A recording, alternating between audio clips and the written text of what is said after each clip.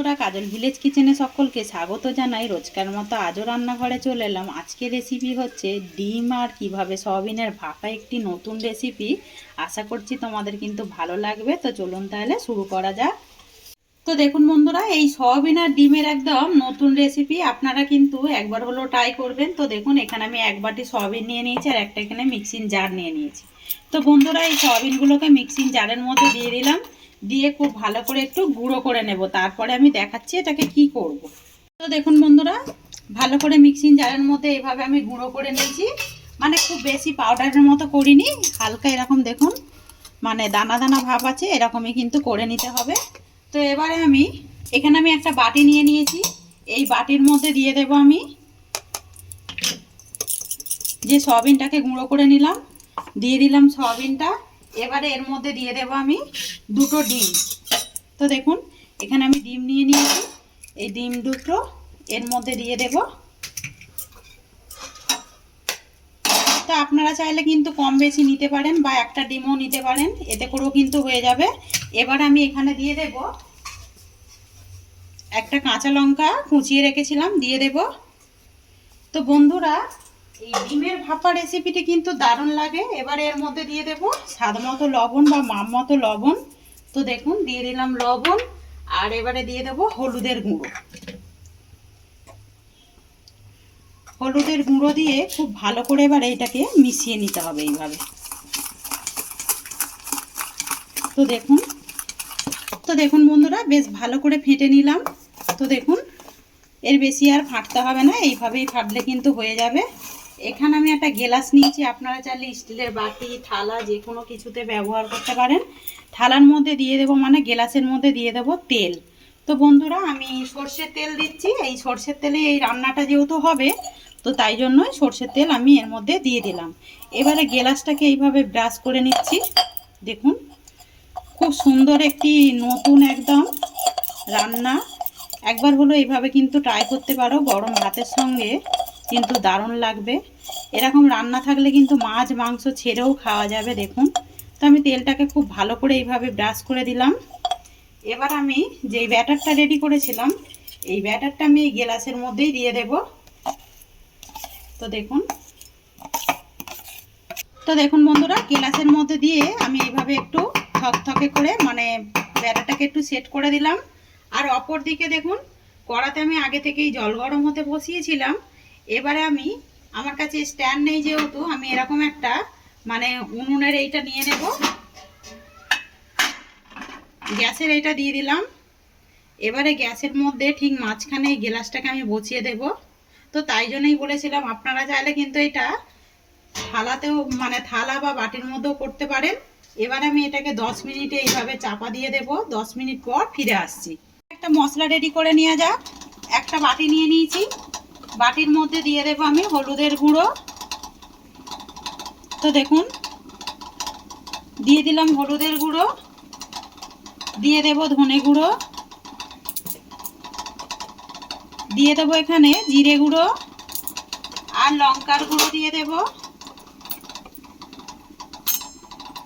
তো ঝালটা আপনারা কিন্তু আপনাদের পছন্দ মতোই ব্যবহার করবেন। দিয়ে এটাকে আমি জল দিয়ে দেব। তো বন্ধুরা, আমি কিন্তু এটা গরম জল নিয়েছি। তো গরম জল দিয়ে এটাকে খুব ভালো করে গুলে নেব। তো দেখুন বন্ধুরা, বেশ 10 মিনিট পর ফিরে এলাম। 10 মিনিট পরে দেখুন, ডিমের ভাপাটা দেখুন কতটা ফুলে উঠেছে। এবার আমি এটাকে নামিয়ে নেব। তো দেখুন বন্ধুরা, বেশ একটু ঠান্ডা হয়ে গেছে। আমি এখানে একটা কাঠি দিয়ে দেখে নেব যে ভাপাটা ঠিকঠাক হয়েছে কি। দেখুন, 10 মিনিটে কিন্তু বেশ ভালোভাবেই হয়ে গেছে, কাঠির গায়ে কিন্তু একেবারেও লাগছে না। দেখুন, এবারে অপর দিকে দেখুন, আমি কড়া পরিষ্কার করে বসিয়ে দিয়েছি। কড়ার মধ্যে দিয়ে দেব সর্ষের তেল। তো দিয়ে দিলাম সর্ষের তেল। তেলটা ততক্ষণ একটু গরম হয়ে যাক। তো একটা ছুরি নিয়েছি, ছুরিটা দিয়ে আমি একটু সাইডগুলোকে আলগা করে দেব এইভাবে। দেখুন, এইভাবে একটু আলগা করে দিতে হবে, তাতে করে কিন্তু খুব সহজেই গ্লাস থেকে ডিমের এই ডিম আর সয়াবিনের ভাপাটা বেরিয়ে আসবে। দেখুন, তো বন্ধুরা, একদম নিরামিষ একটি রেসিপি। তো দেখুন বন্ধুরা, আমি এইভাবে একটু আলগা করে নিলাম। আর ডিম আর সয়াবিনের দেখুন কতটা সহজে আর কতটা সুন্দরভাবে একটা খাবার হয়ে যায়। অপর দিকে দেখুন তেলটা বেশ কিন্তু গরম হয়ে গেছে। তেলের মধ্যে দিয়ে দেব আমি একটু লবণ আর দিয়ে দেবো একটু হলুদের গুঁড়ো।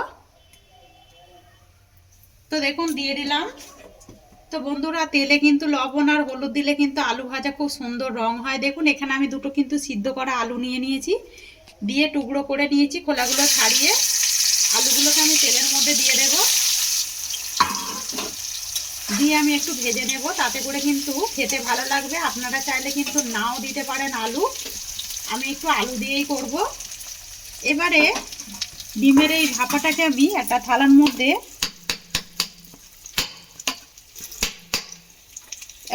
মধ্যে এটাকে বের করে নেব। তো দেখুন কত সহজে কিন্তু এটা অনায়াসে বেরিয়ে এসেছে। দেখুন দেখতে কতটা সুন্দর লাগছে দেখুন। এবার আমি এটাকে পিস পিস করে কেটে নেব। তো দেখুন বন্ধুরা, আমি 2 পিস করে নিলাম। এবারে এইটাকে আমি দেখুন কতটা সুন্দর হয়েছে। এটা কিন্তু আরও একবার ভাজবো। তো এবার আমি ঠিক এইভাবে আমি আবারও একটু কেটে নেব, মানে এটাকে আমি 4টে ভাগে ভাগ করে নেব। দেখুন আবার আমি এইটাকে কেটে নেব এইভাবে।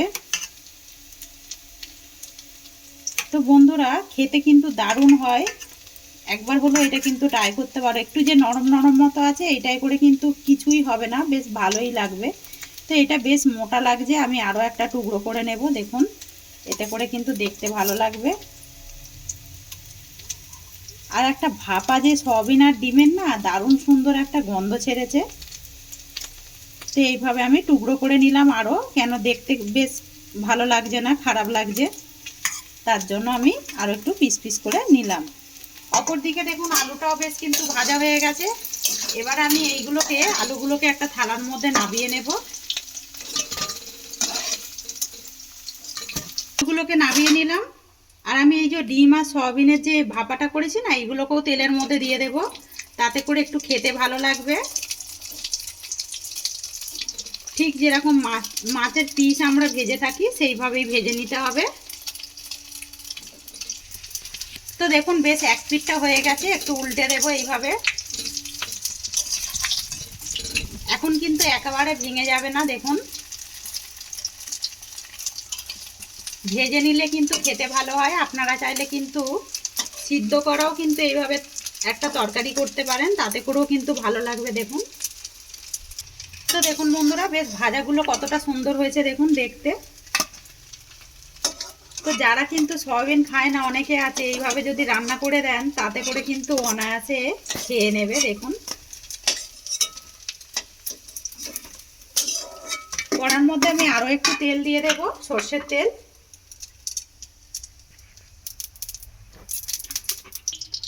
তেলটা বেশ গরম হয়ে গেছে, দিয়ে দেবো একটা ফোড়নের জন্য তেজপাতা, দিয়ে দেবো এর মধ্যে বেশ কিছুটা গোটা জিরে। আপনারা চাইলে এখানে গরম মশলাও দিতে পারেন, আমি গুঁড়ো ব্যবহার করব তাই জন্য গোটাটা দিলাম না।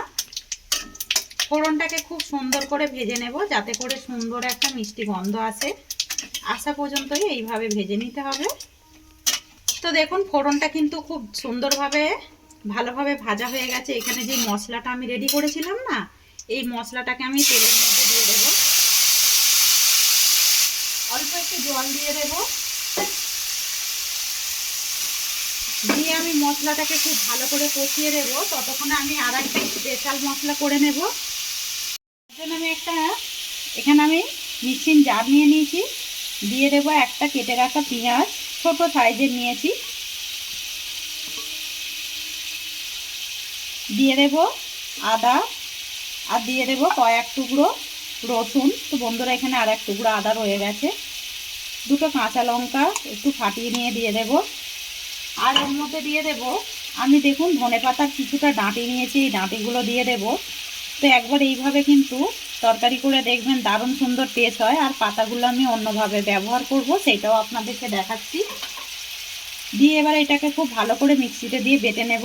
বন্ধুরা, মশলাটাকে বেশ সুন্দর করে বেটে নিয়েছি, দেখুন বাটাটা কিরকম হয়েছে।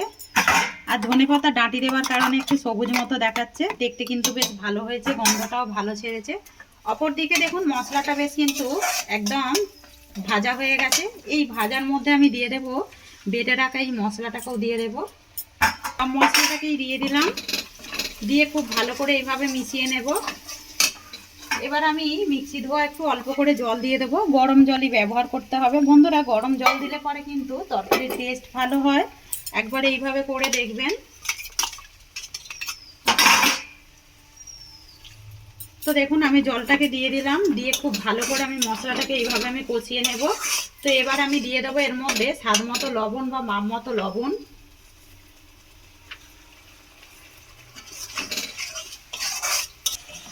তো দেখুন মশলা থেকে একটা সুন্দর তেল ছেড়ে গেছে আর সুন্দর একটা গন্ধও ছেড়েছে। এখানে আমি একটা টমেটোর অর্ধেক নিয়ে নিয়েছি, খুব বড় সাইজের ছিল তাই আধখানা দিয়ে দিলাম। দিয়ে আমি মশলার সঙ্গে একটু ভেজে নেব।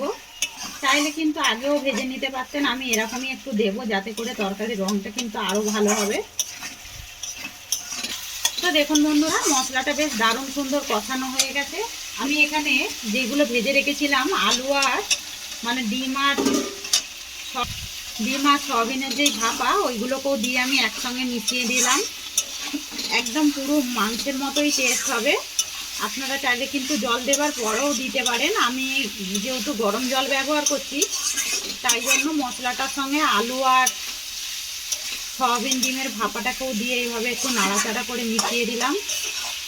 তো দেখুন বেশ কিন্তু মেশানো হয়ে গেছে। আমি এর মধ্যে গরম জল দিয়ে দেব। একটু বেশি পরিমাণেই দেবো যেহেতু সয়াবিন রয়েছে, একটু জলটা কিন্তু টেনে যাবে। এটাকে আমি এখন ঢাকা দিয়ে দেব।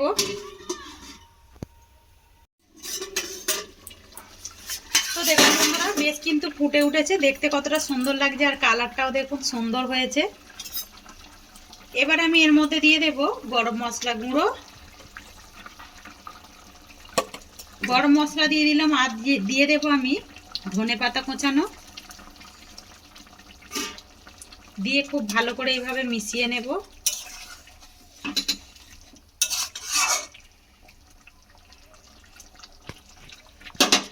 আমি আর একটুখানি অল্প সময়ের জন্য ঢাকা দিয়ে দেব যাতে করে গরম মশলাটা সুন্দরভাবে একদম রেডি হয়ে যায়। তো একেবারে গরম মশলা ধনেপাতাটা দিয়ে কিন্তু দমে রান্না করে নিলাম। তো দেখুন বন্ধুরা দেখতে কতটা সুন্দর হয়েছে আর খেতে তো আরও বেশি দারুণ লাগবে। তো বলুন একদম মাছ মাংস ছাড়াই কিন্তু এরকম একটা খাবার অনায়াসে খাওয়া যায়। দেখুন এবারে চলুন তাহলে নামিয়ে নিই, কিন্তু এরকমই একটু কাই রাখবো, আরও একটু টেনে নেবে যেহেতু সয়াবিন আছে না বন্ধুরা, ডিম সয়াবিন আলুতে একটু টেনে নেবে। তো এবারে এটাকে নামিয়ে নেব একটা জায়গার মধ্যে। তো দেখুন বন্ধুরা কতটা সুন্দর কালার এসেছে আর কতটা সুন্দর দেখতে হয়েছে। দেখুন একবার হলো এইভাবে ট্রাই করবেন। আর যদি এরকম রেসিপি ভালো লেগে থাকে লাইক শেয়ার কমেন্ট করবেন, বন্ধুদের সঙ্গে শেয়ার করবেন আর এই ছোট্ট চ্যানেলটিকে সাবস্ক্রাইবার করে নেবেন। আমার এরকম নিত্য নতুন রান্নার জন্য কিন্তু পাশে থাকা বেল আইকনটি প্রেস করবেন। আর দেখুন কতটা সুন্দর হয়েছে, গরম ভাতের সঙ্গে কিন্তু দারুণ লাগবে। দেখুন ভালো থাকবেন সুস্থ থাকবেন, ধন্যবাদ। আবারও কিন্তু নতুন ভিডিও নিয়ে ফিরে আসবো।